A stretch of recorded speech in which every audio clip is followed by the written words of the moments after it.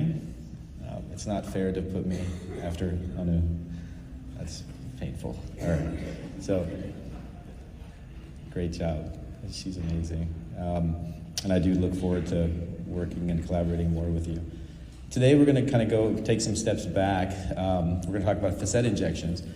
And what I've noticed, at least in the community, in the pain community in Oregon, and probably nationally, we're seeing this, is the reliance upon medial branch blocks, RF ablation, and kind of destructive lesioning of this joint as the mainstay treatment. And with the paradigm that we're talking about right now with regenerative medicine, I really worry about that. And I had a deep desire to talk about getting back to the basics and stuff that we learned, and I think is maybe a lost art of treating the facet joints, which seems so simple. But when I'm looking at the imaging, patients coming through, following up on their charts, what I'm seeing is really worrisome. So we're going to be talking about this, these tiny joints. We have 2 of them at every level of the spine. It's a synovial line joint, very much like other joints, and can be affected by the similar things. So osteoarthritis, inflammation, synovitis, instabilities, driving pain. And we see that there's a significant component of low back pain, neck pain, and thoracic pain that's generated from this joint. And the epidemiology is obviously it's huge. We're seeing lifetime prevalence of low back pain, cervical and thoracic pain. Obviously, we talked about systemically treating the patient, so looking at their age, workload, metabolic syndrome, trauma. 67% of patients, we talked about 20% being discogenic. A lot of the back pain, spine pain that we're seeing is facetogenic, and it's cross-contributing. So we've got 67% with neck pain, 48% of patients with thoracic pain. Pain is mediated from the facets, and 45% from low back. But again, I really urge everyone to start thinking of things in a more functional spinal unit approach, and these numbers get skewed. Another way of thinking about this, and I was triggered with the talks on knee, is almost conceptualizing. Lose the mic. Conceptualizing the functional spinal unit as an organ.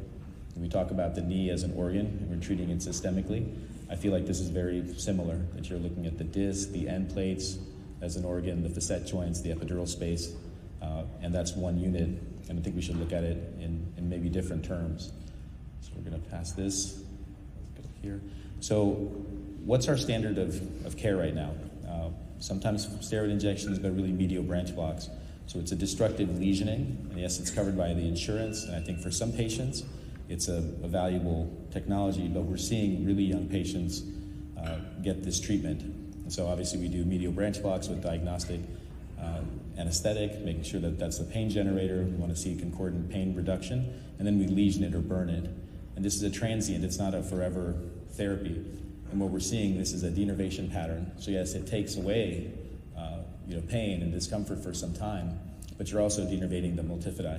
And what we're seeing in these young patients, this is a 30-something-year-old, this was actually one of our patients that came in after lesioning, and they'd had multiple lesions, and you see that there's atrophy. If you can see the right side of the screen, there's fatty atrophy, inflammation, and on the last image, the sagittal image, there's edema in the musculature.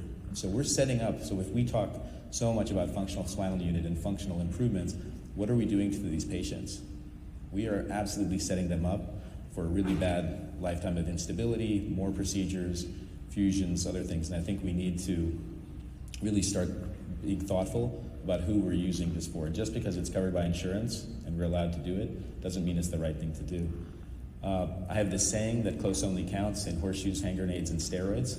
And so you kind of get close and things feel better, right? And so when we look at biologics, I do have a strong opinion that when we're doing these injections, there has to be precision, right? So precision diagnosis and precision delivery, we want to have even precision biologics. So we want to get into the right space. When we do steroids, you kind of get close, there's a little bit of systemic response, and maybe there is more than we think with biologics, but I feel like getting into the joint is important.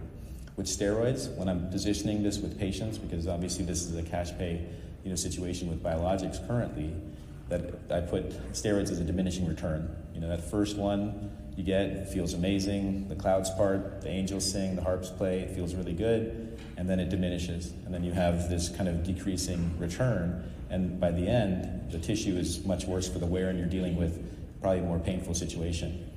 So with the regenerative medicine options, we have the plethora of options that we spoke about today, so I won't belabor this.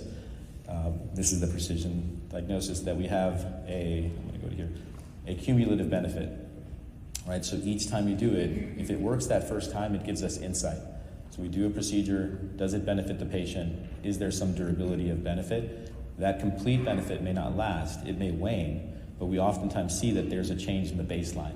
And each time we do it, we're improving, we're healing that tissue, and we see that very commonly with tendons, ligaments, and we see it with spine and facet joints. So again, using the construct of the functional spinal unit, we talk about the building, this kind of organ.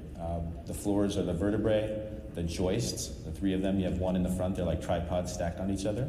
The disc in the front, the two facets in the back. Central elevator shaft is the epidural space. The elevator doors are part of that epidural space, and a neuroforamen at each level. One goes out the right, one goes out the left. And then the external supports. And so we want to look at this functional spinal unit. We want to treat this holistically. We get really good outcomes when we look in this broad perspective, and rather than being myopic. And I just like this drawing because it shows that tripod appearance, and kind of, we think about 60 to 70% of the stress goes through the disc, 20 to 30% goes through or 30 to 40% goes through the facet joints. And so they're all contributing. And if one starts to go, the others are coming, right? So you may have a disc injury or annular tear over time. That microinstability pattern is going to affect the facet joints. And so this biochemistry or biomechanics can beget the biochemistry or vice versa. So when we're doing biologics, we want to affect both things, right? So the anterior column is going to affect the posterior column, and the biochemistry is going to affect all of these structures. The ligaments are also important. You can see here the interspinous ligaments that are needles placed into interspinous spaces, and then the iliolumbar ligaments, especially at that lumbosacral junction. Those are important contributors. When we saw that building analogy, those external supports and structures, those are the ligaments. So here's some for craniocervical instability. So we want to do these, the PAOM and PAL, kind of cool imaging of those ligaments with contrast. When we look at facet imaging, so what are the modalities that we can use? Obviously, X-ray can be very effective. CT, you're going to see beautiful bony anatomy here. You can see severe facet arthritis. On the image middle bottom, you can see that there's a calcification of the synovium or capsule. So when you're looking at that on X-ray, you still may see the joint space, but if you go posteriorly and you're trying to access that, you're not going to get in, and you might get frustrated about why you're not getting in. So evaluate the imaging, evaluate the cross-sectional imaging, and look at your morphology so that you can actually get intra-articular placement. On the MRI, how is MRI different than that CT? We almost get a functional appearance here. We get the inflammation, we get a little bit of the biochemistry. Right? The CAT scan is giving us a lot of the bioanatomy or biomechanics. Here we see the biochemistry. And you can see here, these are some of the injections that we do with PRP and the functional outcomes. So on the left side of the screen, you see the facet effusion or inflammation. This is post PRP, and you can see that there's coaptation of that joint. So what does that indicate? That inflammation indicates microinstability. On the right, we're actually coapting that joint and stabilizing that joint. And we're seeing this consistently. So reduction in inflammation, reduction in, here's a little synovial cyst, another example of that. This is pre on the right, post on the left. Did I really run out of time? It said 0. This is a patient that had actually, this was pre-op, a large synovial cyst. They removed the synovial cyst. So let's think about the conception. They had a severe radiculopathy and awful back pain. They removed the cyst, so now the nerves are free, the radicular symptoms are gone, but what's left is that large facet effusion, that instability pattern, and they still have severe low back pain. So sometimes there's multimodal approach where they can have surgery, come back, and we can do this. I do regret we did try to rupture that cyst with steroid, but looking back, I'm wondering if they might have better outcome with PRP or regenerative medicine. Okay, my timer did show 0. They gave me some extra time. Can I keep going? Okay, thank you. This is a bone scan. Suspect, so here you see tremendous uptake. You see the arthritic changes, and then here you get biomechanical interpretation, and then also the biochemistry, where you see profound uptake of the technetium into the bone. I don't use this much. One of the neurosurgeons in Portland has been using this, and I've been seeing some of the patients that come through. And I may be leveraging this more because it's really insightful. Sometimes the marrow edema is not as obvious. So obviously intra-articular injections, you want to have proper placement, use a small amount of contrast. One of the things that I wanted to go through was obviously misses. I think if you're having someone spend thousands of dollars on procedures, get in the joint, I don't feel like it's appropriate to nod and do periarticular unless you absolutely try and you're not getting in. But use the cross-sectional imaging first. Flow patterns, take a look at the flow patterns in books, go online. If anybody's interested, I can send them lots of these arthrograms. And you want to notice what they look like. So you're going to see the superior capsule, the inferior capsule, making sure that you're getting proper flow. And they don't always look the same. Here you can see that inferior capsule's filling. You can use for efficiency, you can use a single needle for 2 levels. So here you're injecting the joint. You don't have to take it out of the skin, and you can go into the inferior aspect of that superior facet. So little things like that. I'm going to go through some tips here. Here's another. So second level, you can go into the joint, and you don't have to remove it from the skin. And with cervical spine, it's very helpful. Obviously challenging cases, make sure you look at that inferior capsule or inferior joint space. That can be helpful. And one thing I want to talk about is facet tropism. So this is asymmetry of the joints. Anything outside of 10 degrees from side to side is considered tropism, so asymmetry.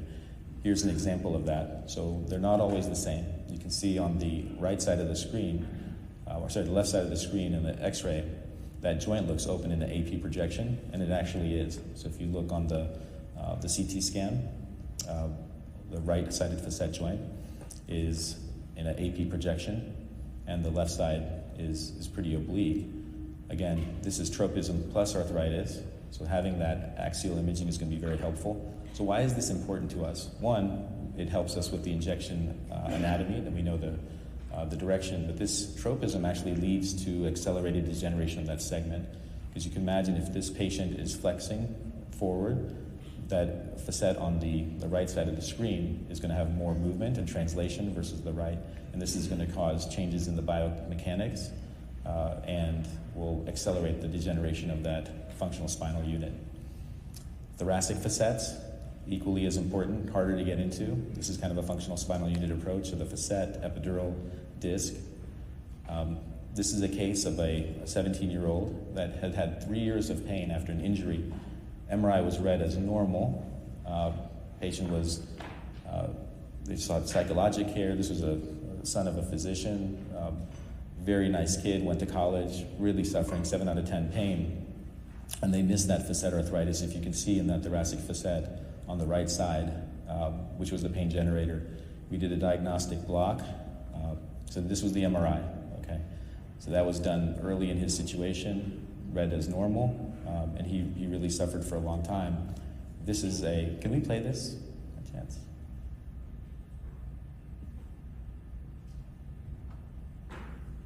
So here we have imaging of the thoracic spine.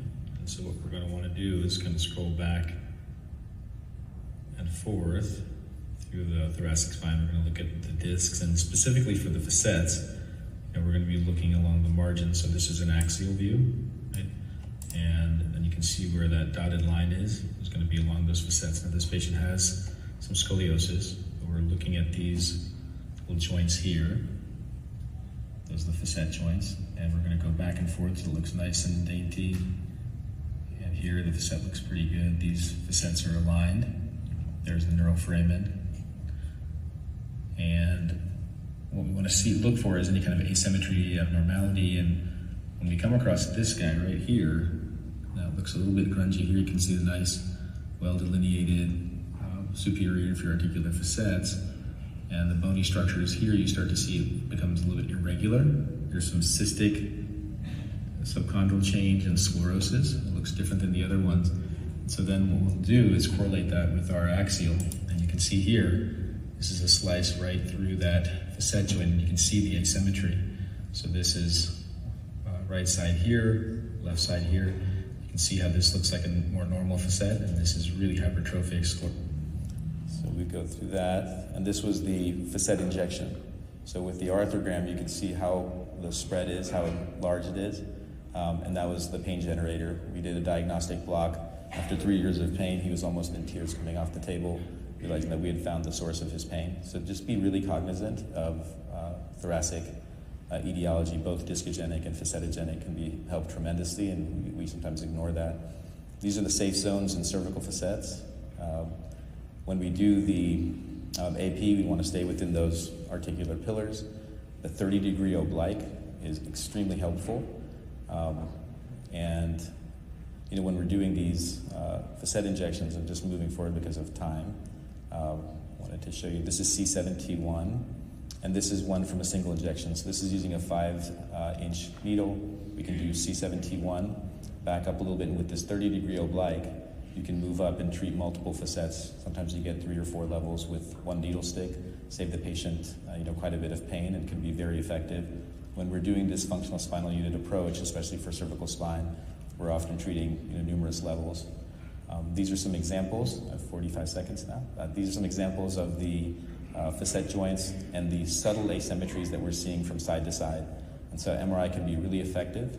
You can see from side to side that on the top, the left screen has perfect facets. On the right, there's slight synovial hypertrophy. It's subtle, but if you go to your axial images, you can start to see the asymmetry stand out a little bit more. And these were the pain generators. And these were read as normal. All of these MRIs that you're seeing were read as normal, and they're definitely not. Ultrasound can be a really effective tool as well. Here you see subtle synovitis read as normal on the patient presented with severe neck pain. We did an ultrasound and saw severe hypertrophic disease. One last case that I want to show you is a patient, I'm over time, but this patient had severe neck pain, severe end-stage arthritis. You can see this really hypertrophic joint at C2-3. This joint's not healing. We're not going to regenerate this joint, but we were able to do, that was the injection that was done somewhere else as a false negative, that wasn't the pain generator. We injected the joint, got an arthrogram. We injected with BMAC, and pain went away. So 6 weeks later, complete resolution of the pain, and it wasn't a healed joint, it actually fused. So the endpoint was ankylosis of that joint. You can see the before and after, and there's bony fusion from that edema, no edema.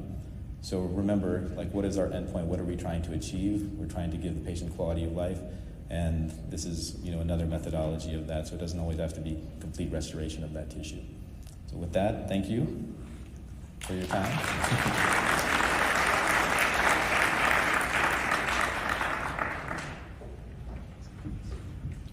Thank you, Rahul.